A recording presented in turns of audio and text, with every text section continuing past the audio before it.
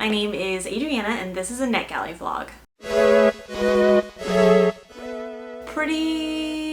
I was gonna say pretty normal vlog. It is actually a little bit different than my normal NetGalley vlogs. For one, this vlog starts months and months ago. It's probably like the last video I'm gonna edit with my old backdrop from my house in Washington, which I'm not gonna lie, like as I've been like kind of editing this, has brought a little tear to my eye. Yeah, so moving on. It started a long time ago. I lost one of the clips. I just completely forgot to vlog several NetGalley arcs. So there's gonna be some weird continuity things going on in this video. You'll get to see all sorts of crazy stuff going down. But what I focus on in this video is 3 books: A Murder Most French, Medea, and Daughters of Olympus. There will be a little section in the middle where I go just a quick touch on all of the books I skipped over and forgot to include. You'll see it. You'll see it when you get to it. So I started this vlog at 84%. Yes, I started this vlog with a NetGalley ratio of 84%, and I will tell you where I ended at the end. So without further ado, take it away, very past Adriana. Hello. Last night I started A Murder Most French, which is the second book in the An American in Paris murder mystery series. So I am 2 chapters in and we've already come to our murder, which happened right in front of our protagonist's eyes, which is like kind of an interesting spin as compared to the last one. But obviously our protagonist is once again gonna get unwillingly roped into a murder investigation. So kind of the shtick of these books is that our protagonist, Tabitha, is the neighbor to Julia Child, the very famous American chef who learned like French cooking, who brought French cooking to America, basically, in the 50s. So we get a lot of like interaction with Julia Child, who in real life was a very like eccentric character. So like in fiction, she obviously gets like turned up to 11. So the inciting incident is that our main character, Tabitha, is at the culinary school at Cordon Bleu with Julia Child to watch like a demonstration cooking thing. And she gets lost on her way to the bathroom and a delivery boy asks her to finish this delivery of a really fancy bottle of wine for him to the chef who's doing the demonstration. Tabitha does so, and when the chef drinks the wine, he dies. So obviously Tabitha is going to be really roped up into this. But yeah, the last book, the first book I read in this series, Mastering the Art of French Murder, was really fun and cute. I'm expecting the same out of this. The other thing I remember I liked about the first book was just really exploring like Paris in the 50s, this kind of like post-war Paris, post-occupation Paris, and it's just got like a different vibe than we normally think of with Paris because they had just gotten out of this really terrible war and they were rebuilding and coming back together as a French community rather than as an occupied whatever. So yeah, I am enjoying it. These 2 chapters. Looking forward to reading the rest of it and giving you some check-ins along the way. Hello, I made it to the 3rd mark of A Murder Most French, and we've had another murder. Things are getting crazy, and I'm still very much enjoying it. Like, it's just, they're just cute, and they're fun, and they're just very light. Like, everything you could want from, like, a cozy mystery, these have. A little bit of romance, lots of food. I like these books. They're very fun and enjoyable. But yeah, besides that, my husband and I are getting packed up for a trip to Portland to go try to find a place to live. Just vibing, trying not to stress out too bad. Still trying to get over this dang cold. I will update you at the 66% mark.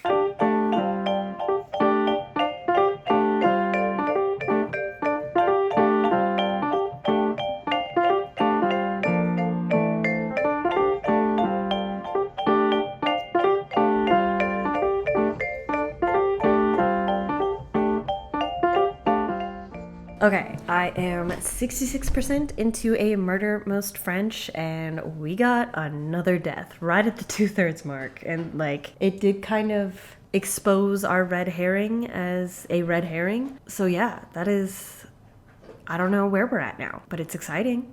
And I'm enjoying it so much. I feel like this one we're getting a lot more of like the history or kind of like social well-being of Paris in like the post-war time frame. A lot more on like their feelings about the Germans and the German occupation, which is really cool. Like this one, the modus operandi of the murders is to put potassium cyanide in these super rare wine bottles, and the reason the wine is rare is because Germans took all of those nice wines and destroyed them during their occupation because Hitler knew it would upset the French because they like wine. But yeah, I am really liking this book. Really liking it. It is just as good as the first one so far, so hoping like this last third gives us a really good mystery ending, and yeah, I'm gonna keep reading.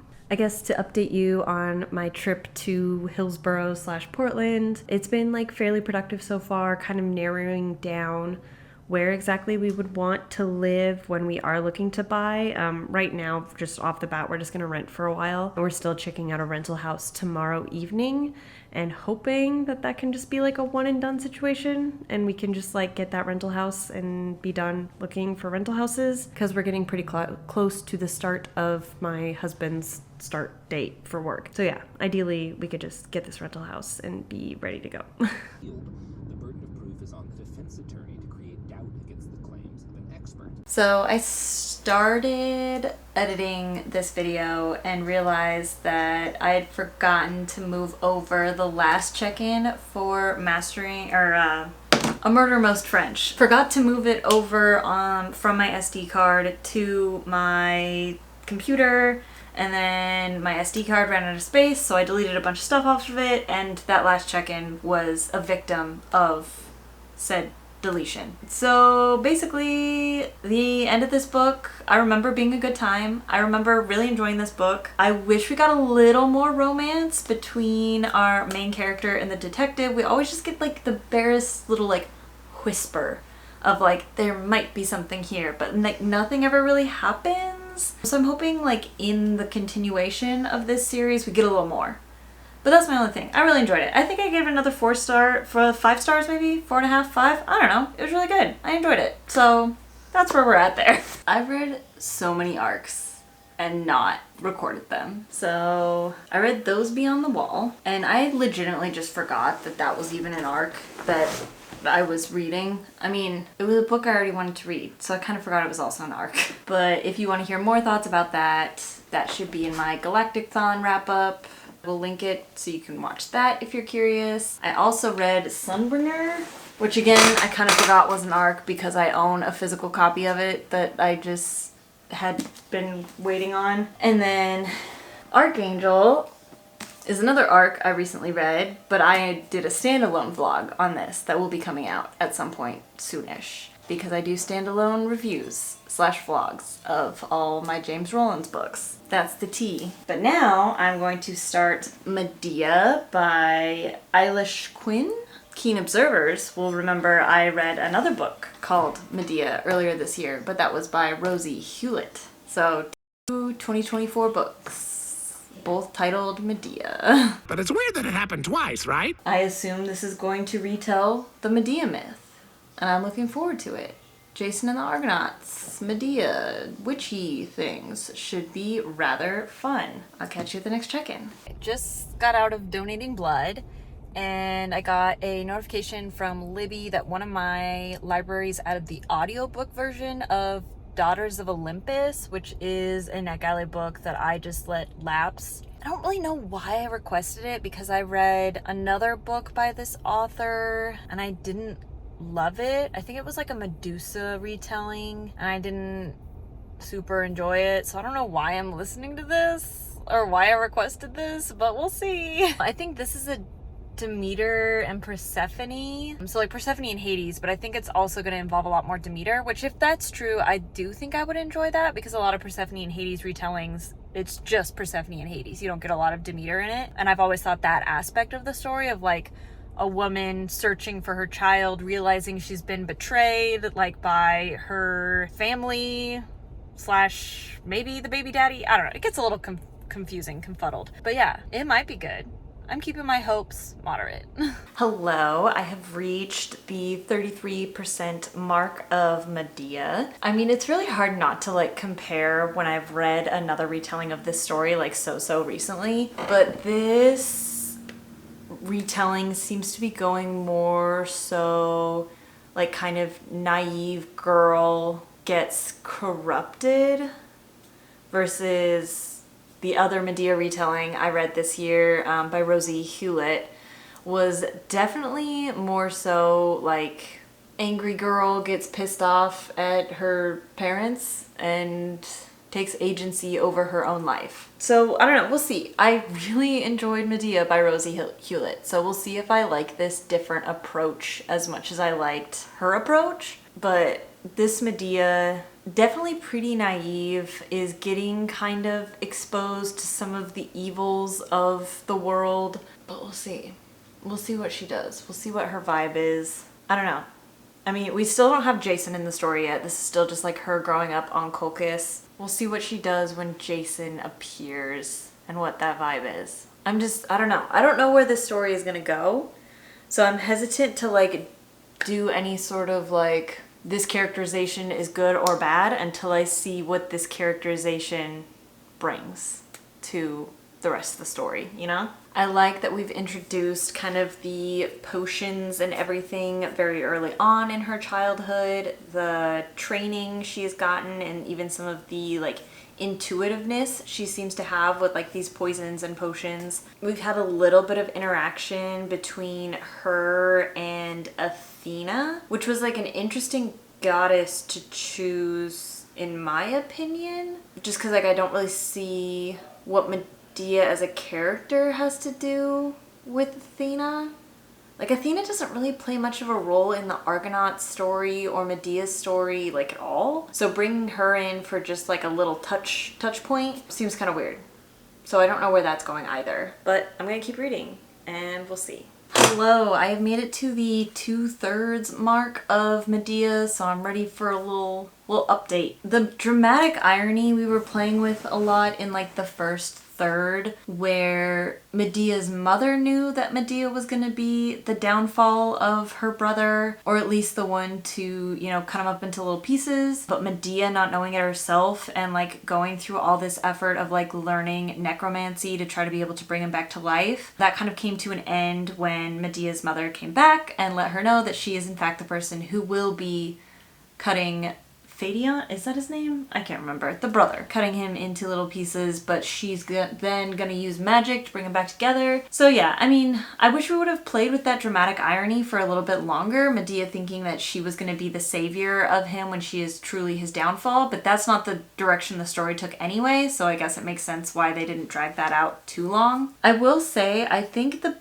biggest difference for me in this versus the other Medea that I read is a line from a piece of media that I cannot remember the media, but I remember the sentiment of the line really well, and it has stuck with me for a long time. And it, to paraphrase, it goes along the line of, I didn't make bad decisions, I just didn't have good choices. And I feel like that very much embodies the Medea of Rosie Hewlett. Like, she is making the best decision she can with a horrible hand she has been dealt. Versus this Medea that we see in Eilish Quinn's retelling is dealt a lot better hand and is making a lot better choices, but we see how the choices she is making and the decisions or just like the path she's taking could be misconstrued in kind of a mythological sense. So this Medea is taking more so the retelling path of this was a woman doing her thing in ancient times and this is how her story got misconstrued into the myth we have today, versus Rosie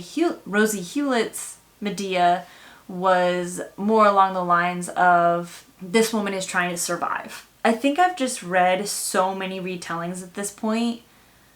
I do just kind of vibe with this woman is becoming a villain to survive story arc, more of the anti-hero story arc, than I am vibing with the she was a good person but her story just got misunderstood or like lost in translation or whatever. I don't know. Like I am intrigued by this retelling, but it's just not gripping me the same way that other one did. And like, I need to stop comparing because I don't think it's fair to compare, because at a base level trying to do totally different things, but they're retelling the same story, so it's hard not to compare. But I've just read so many retellings like this that are just, she was misunderstood, and here's the real story. But I don't know, we're starting to get some like love bombing stuff from Jason, so maybe we will get kind of like a villain arc or an anti-hero arc here pretty soon once she realizes how toxic he is as a person, which would be ideal for me. Forgive me for being a little out of breath, but I just got out of the gym. But while I was in my workout, I did finish part 1 of Daughters of Olympus, which, bit of a misnomer, part 1 of 3 is half the freaking book. It's just kind of interesting because this like Demeter Persephone retelling for this whole first part 100% follows Demeter in like the Illusion mysteries. Illusion? I think that's how it's said. Anyway, so basically there was this religion of ancient Greece that followed the path of Demeter as she was like trying to find her lost daughter Persephone, and this speaks to the journey that she made, meeting the goddess Hecate, and then going to Eleusis and becoming like a wet nurse to like some, it's a weird story. Like, I don't really want to go beat for beat exactly what has happened in this first part, but basically it's Demeter traipsing around Greece trying to find Persephone. So I think that's really interesting because I don't know if I've come across a retelling before that is focused so solely on Demeter for such a large chunk. I like that. On to my like nitpicky things about this audiobook. So obviously this has nothing to do with the book itself, but the audiobook narrator keeps pronouncing Kore, which is Persephone's like original name before she is taken to the underworld. She keeps pronouncing it Kore, which like it's spelled Kore, but like the Greeks tend to pronounce every letter. So it's like, I've heard it say like Kore or Kori, but like Kor is not it. And like, I guess I can't really be one to like correct people's pronunciations, but like at a bare minimum, as a pretty 99.9% rule, Greeks tend to pronounce every single letter. And then another one she does is instead of saying Hecate, she says Hecate, which is like also very strange. Kore, I can kind of give you a pass because it's not a very like used name for Persephone, but Hecate is like something you should be aware of if you are like at all involved in the Greek mythology, pop culture, zeitgeist, whatever you want to call it. But yeah, so I guess like wrapping up my thoughts on this part 1, cool that we're following Demeter so explicitly. I feel like she is a character that does not get much attention in a lot of these Greek mythology retellings, especially being how popular Persephone and Hades retellings are. We should be getting more of Demeter in this. On a different note, I only have like 100 ebook pages of Medea. I am going to finish it tonight. So if I don't give you an update tonight or tomorrow morning, you are allowed to publicly shame me in the comments. Hello. So I did not do my check-in last night or this morning, but I did finish Medea last night. It's just been, I finished it late last night and it's been a crazy morning. But I think, you know, I've kind of ruminated on it throughout the day. And I think where I'm coming to is that I appreciate like what it's doing. Like, it did have a unique take on the Medea story, but I'm just not that interested in like character defenses that much anymore. I think if I had read this book like 3-4 years ago, I think I would have loved it. But I think now that I've read so many Greek retellings, I just am not interested in that kind of Greek retelling anymore. I think that's probably the best way to explain it. Like, I think objectively it is like a very good, solid Greek mythology retelling. I like what the author does with some of like the plot points she brings in and the way she develops the characters, but just like the way she goes about it overall was just not my fave. So I think we're gonna give it, I don't know what to give it. We'll figure it out later. Hello, I just reached part 3 of Daughters of Olympus. Part 2 was all from Persephone's point of view. So we get a little bit of overlap with part 1, but from Persephone's point of view. She falls in love with a mortal. The mortal is mortal and dies. She is so heartbroken that she wants to get her memory wiped, and it is shortly after she gets her memory wiped that she gets got by Hades. And my battery's dying, so I gotta fix that real quick. So after she gets got by Hades, it is very much giving like Beauty and the Beast, which makes sense. I mean, I'm pretty sure the original French fairy tale of Beauty and the Beast was based on Hades and Persephone, so it makes sense. But it's like Hades is very much portrayed in this kind of awkward incel way, where it's like Persephone smiled at him one time on Olympus and he's like, I'm in love with her, I gotta have her. So it's definitely kind of weird. I think the author's doing a good job of like balancing Persephone's agency in all of this and not making her just a full bystander to like this situation. It's good. I'm actually genuinely enjoying this retelling. I mean, nothing will top my rendition of Persephone and Hades from my middle school jukebox musical production where I played Persephone. But yeah, it's pretty good. I'm enjoying it. I am interested to see what happens in part 3. Hello. I'm sorry if you can hear the wind chimes in the background, but I want to make this update now. I just finished Daughters of Olympus on my way back from the gym, and it is a 10 out of 10 for Persephone and Hades retelling, which means overall it's a 4. Not to say that like, it's just a personal preference that I don't love Persephone and Hades retellings. But I think this is a really impeccable example of one. I think it gives Persephone an appropriate amount of agency in her story without it feeling forced or like Mary Sue-like. I think Hades is humanized and characterized in a way that doesn't dismiss or defend his actions, but explains them in a way that makes sense for the character. I think Demeter gets really strong characterization, especially seeing as we get to spend so much time in her point of view and really living in her story. I think is something that's really special and unique. I really liked it, but I just don't really like Persephone and Hades retellings. Why did I request this then? Because I'm a woman of the people, and I know the people like Persephone and Hades. Obviously, we've been retelling this story for centuries and centuries in all sorts of different genres. Again, if you particularly like Persephone and Hades, I think this is an excellent one. If you haven't been exposed to that many Persephone and Hades, I think this is a great place to start. Yeah, I think it's a really great book. Yeah, that's where we're at with this book. I'm never really sure how to end this, but I'll let Makeup Adriana bring it all home. And we're back. So overall, I think A Murder Most French was a hit. I love those books. They are so fun. They're just so like silly, goofy, just fun. Medea was a meh. I probably could have skipped that and not really been affected. Daughters of Olympus, the more I sit on it, the more I think about it, the more I did enjoy it.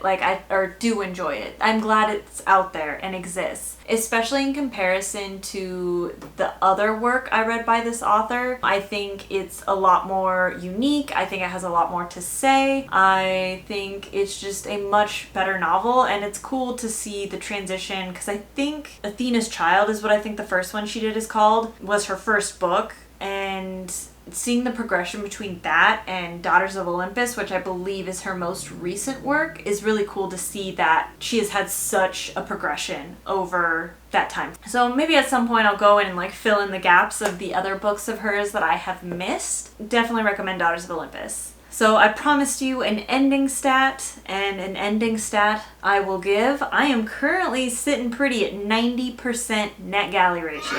That is impeccable. We love that for me. 90% is great. Loving it. Live, laugh, loving it. With that, I think that's all I have to say about this NetGalley experience. Thanks so much for watching, and I will catch you on the next video.